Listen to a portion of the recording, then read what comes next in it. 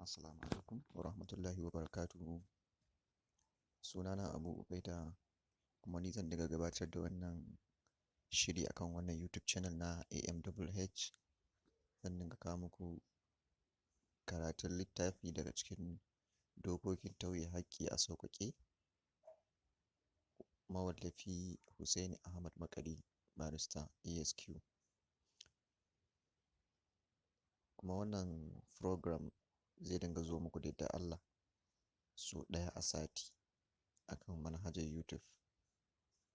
Za mu fara da gabatarwa kamar yadda na faɗa muku, wannan shine karo na farko, to don haka yanzu zan fara da gabatarwa daga cikin babi na ɗaya, wanda shine ma'anar tort.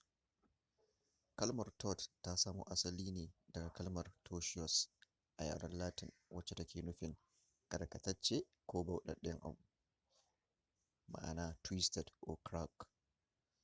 Duk wata ɗabi'a da ta karkace daga kan layi miƙaƙƙe ana kiranta da tort a yaren Faransanci, wacce ta yi daidai da kalmar wrong a yaren Turanci. Wannan ita ce ma'anar tort bisa fahimtar malaman harshen literal meaning. Amma dangane da ma'anar tort bisa fahimtar malaman fanni technical meaning, shehunan malamai wato academics a wannan fanni na law of tort sun yi iya bakin ƙoƙarinsu akan ma'anar wannan fanni, amma abin ya ci tura.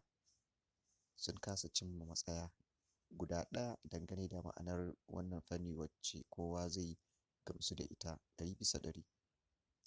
Shehin malami da aka fi sani da Kodin Lele a cikin littafinsa mai suna The Nigerian Law of Tort, shafi na 1, ya yi bayanin tort da cewa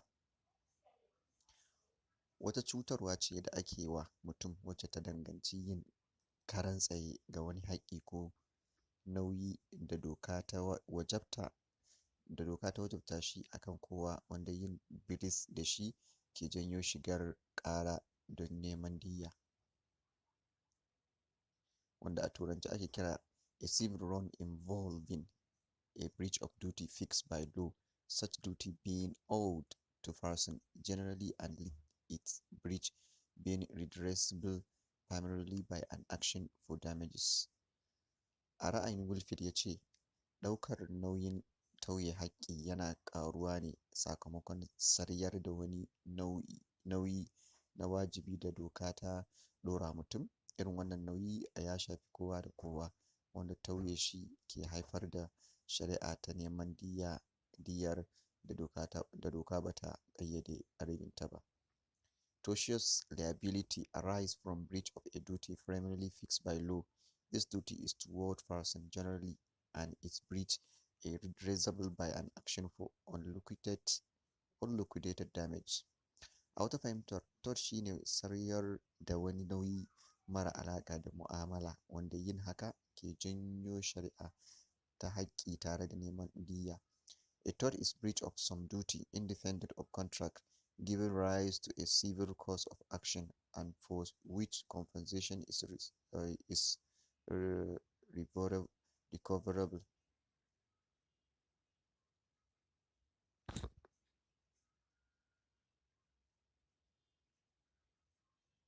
A wata ma'anar, tort wata ɗabi'a ce da ke cutar da mutum ko dukiyoyinsu, wato wata cutarwa ce da ake wa mutum da ke sanya wanda aka cutar idan ya ga dama ya nemi a biya shi diyya, wato ranko na kuɗi.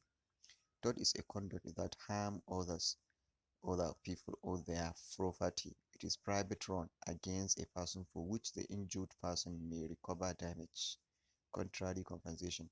A wata ma'anar, tort na nufin duk abin da ba daidai ba a idon shari'a, wanda doka ta tanadar wa magani.